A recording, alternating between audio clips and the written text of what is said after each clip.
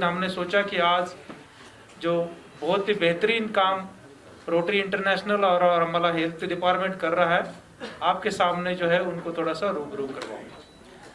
मैं राजीव प्रधान जी को रिक्वेस्ट करता हूं कि वो एक ब्रीफ में आपको रोटरी इंटरनेशनल के बारे में बताएं इन जनरल, और साथ में ये जो कैंप उन्होंने किया और आगे भी जो ऑनरेबल लेफ्टिनेंट गवर्नर साहब की हिदायत है, उनकी जो रिक्वेस्ट है रोटरी के लिए कि साउथ कश्मीर में भी ऐसा ही एक मेगा हेल्थ कैंप करे आने वाले दिनों में, इससे रिलेटेड भी उनके कोई प्लान्स है तो उस पर मैं रिक्वेस्ट करता हूं कि वो गांदरबल में 2 ऑपरेशन थिएटर्स, बारामुल्ला में 4, सोपोर में 4 और कुपवारा में 3 ऑपरेशन थिएटर, तकरीबन 14 से 15 कुल मिलाकर के ऑपरेशन थिएटर इंटरनेशनल पाकिस्तान और अफगानिस्तान के बीच में जो एरिया है जहाँ पोलियो अभी भी है, सिर्फ 2 देशों में है, वहाँ रोटरी इंटरनेशनल काम कर रही है।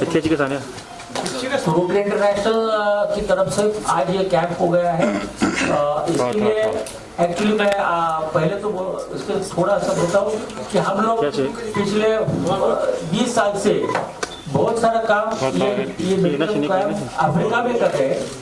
आज तक 46 टाइम हम अफ्रीका जा चुके हैं और अफ्रीका में काम करते रहे। उनकी जो नीड्स है, उनकी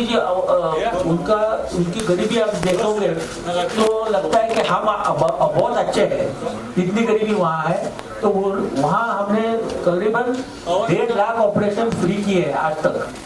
और जिले में कुछ कर सकते हैं तो उधर भी हमने एक कैंप किया उदगिर में। और अब जब वो यहाँ डिविजनल कमिश्नर बोल के आए तो उन्होंने कहा कि यहाँ कर रहे हैं, पहले तो करना चाहिए था, लेकिन लोकल लोग जो उतने ही कॉम्पिटेंट है वो काम कर रहे हैं। आज लेफ्टिनेंट गवर्नर साहब ने रिक्वेस्ट की कि भाई साउथ कश्मीर में भी ये कैंप लिया जाएगा, तो ऐसी तरह का कैंप हम सितंबर में साउथ कश्मीर में भी ले लेंगे और वहाँ अभी डेट भी फिक्स करेंगे थोड़े दिन में। यहाँ जो हमारी जो कमियां है वो हम अभी सुधर देंगे। हर जगह का एक्सपीरियंस अलग अलग आता है। कितना भी मैंने कहा कि मैंने 50 कैंप लिए, फिर भी कुछ ना कुछ तो नया हर टाइम सीखता हूँ।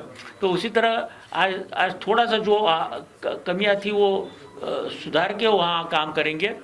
दूसरा प्रोजेक्ट के लिए भी हम सोच रहे हैं कि जैसे जयपुर फूड का कैंप और उसके सिवाय एक बहुत अच्छा एक LN4 नाम का गवर्नमेंट मेडिकल कॉलेजेस है, वहाँ भी आपको सुविधाएं मिल सकती है। दूसरे एरिया के हॉस्पिटलों में भी दे सकते हैं।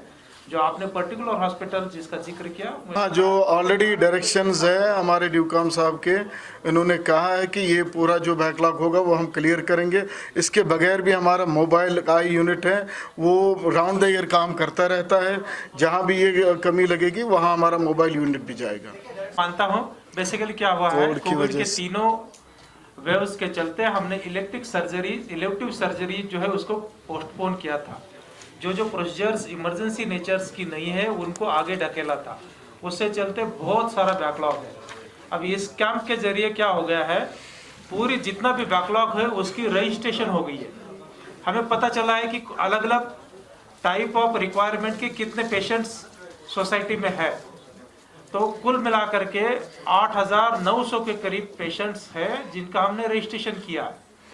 तकरीबन 2,500 के करीब पेशेंट्स जिनका आज तक जो है आज का डे मिला करके हम रोटरी कैंप में उनका इलाज कर चुके हैं। जो बचे हुए जो पेशेंट्स रहेंगे उनको और 2 हफ्ते के लिए हम ये कंटिन्यू कर रहे हैं। 2 जून तक इन 4 हॉस्पिटलों में ये कैंप कंटिन्यू रहेगा, ताकि जो रजिस्ट्रेशन हुआ है हमारा पूरा की पूरा उसमें कवर अप हो, उसमें किसी भी कोई गुंजाइश न रहे कि उसमें कोई बका है।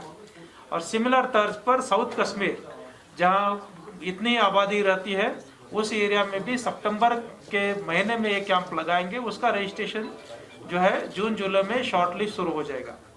मैं दोनों सवाल का आंसर दें। पहला तो यह है कि यहाँ जो सर्जरी की हम बात करें वो सारी 300 के ऑर्डर वो सारी मेजर सर्जरी है। इन्हें जब कि यूट्रस निकालना, यूट्रस के वो जो ग्रोथ रहती है उसको फाइब्रॉइड बोलते हैं कॉमन लैंग्वेज में, वो निकालना, वैसी सर्जरी की है। बहुत सारी वुमेन जो सर्जरी के लिए तैयार नहीं रहती है, बिकॉज उनको एक तरह का स्टिग्मा लगता है, लेकिन वो सर्जरी आप की है, उसमें केसेस बहुत सारे हैं और भी है, और लेकिन ये यहाँ के सर्जन कॉम्पिटेंट है, वो कर देंगे ये सर्जरी। उसमें दूसरी बात ऐसी है कि वो LN4 मैंने कहा हमने 200-300 की हम मर्यादा नहीं रख रहे। आज डीकॉम सर ने सुबह मेरे सामने ही सारा सर्वे करने के लिए बोला है, और सर्वे करने के बाद अगर ऐसा समझा कि 500 लोगों को लगने वाला है, 600 लोगों को हाथ लगने वाला है, जितने लगने वाले उतने लेके आएंगे।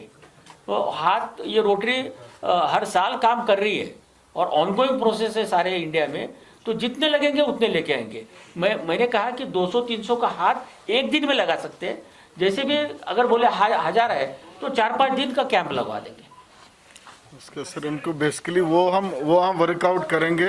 हर एक डिस्ट्रिक्ट में हमारे जो लोग हैं वो देखेंगे, जहाँ भी कोई पेशेंट होगा उसको रजिस्टर पहले बाकायदा किया जाएगा, उसके साथ इनके साथ बैठ के मीटिंग करके वो जो डेट्स आएंगे उसके हिसाब से उनको देंगे।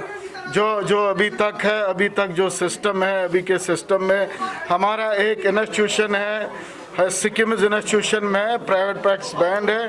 गवर्नमेंट गवर्नमेंट ने जो डिसीजन लिया है वहाँ कोई प्रैक्टिस नहीं करते, लेकिन बाकी जो जगह है अभी उसमें कोई डिसीजन नहीं आया है। जो ही आएगा तो इम्प्लीमेंट हो ही जाएगा, ताकि जो है आप इसको अप्रोप्रिएटली कवरेज दे दें। मेरी रिक्वेस्ट इतनी ही थी कि आप इस चीज़ को भी उतना ही कवरेज दें, जो ड्यू है। पॉजिटिव चीज़ें जो है वो भी डेफिनेटली जो है आपने ये करनी चाहिए। जहाँ तक आपने जो पर्टिकुलर कहा उस पर मैंने अभी जस्ट वही मीटिंग की है HODs के साथ। उससे चलते यहाँ आने में थोड़ा सा देरी हुई 15-20 मिनट की।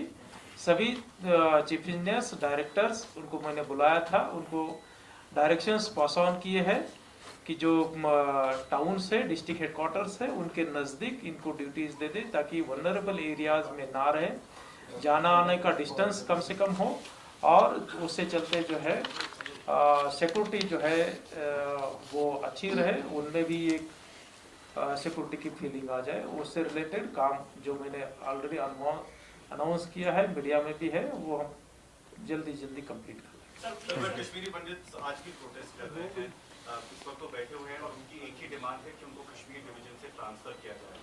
गवर्नमेंट का क्या स्थान है?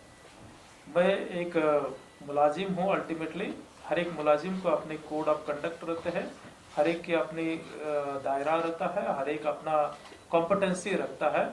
जहाँ तक उनके जो सर्विस रिलेटेड जो मसाइल्स है, चाहे दूर दराज में पोस्टिंग है, कपल्स होने के बाद एक जगह पर ट्रांसफर करने की बात है, अकोमोडेशंस को जल्दी से जल्दी कंप्लीट करने की बात है, या कहीं प्रमोशन, सीनियरिटी लिस्ट की जो बातें हैं जो सर्विस रिलेटेड आती है, जो मेरे कॉम्पिटेंस में आती है, वो हम जल्दी से जल्दी उनको कंप्लीट करा रहे हैं।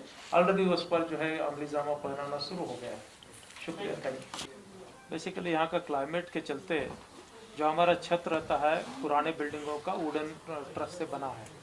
वुड जो है अदरवाइज भी कंबस्टिबल रहता है, जल्दी से जल्दी फायर कैच करता है।